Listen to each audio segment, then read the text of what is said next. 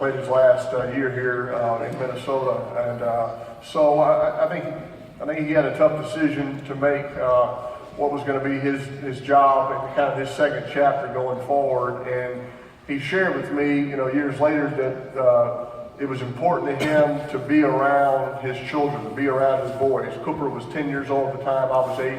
Eli was 3 years old, and my dad lost his father when he was a sophomore in college at Ole Miss, and so I know that had a huge impact on him. So he wanted to be around, and even while he was playing, he had us around. We went to Saints games and got to go down to the locker room after games. We went to Saturday morning practices. As much as we were allowed to come to NFL events, he brought us, and that made a big impact on me. And then afterwards, just being around as kids, being at our sporting events, supporting us, Coach.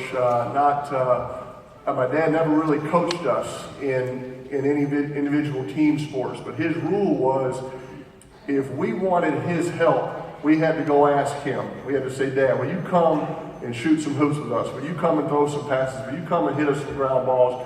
He was never going to come to us and say, hey, we're going to work out. And it was a healthy approach. And because of that, we wanted to do it, and we wanted his help. As I started getting into playing football, I wanted my dad to help me and teach me how to take a 5-step drop or how to throw on the run, but it was a healthy approach. And I think sometimes, especially with the ex-athletes, you hear oftentimes they push their child, and eventually the child says, hey, this isn't fun anymore. I don't want to play. And so a child's experience in sports, especially in football, needs to be a healthy one, needs to be a fun one. And I think Eli and I especially always had a passion for football. And because of the way my dad approached it, and I always used to say this, not out loud, but I would never tell the Colts owner or the Broncos owner, or Eli certainly wouldn't tell the Giants owner, but we would play for free.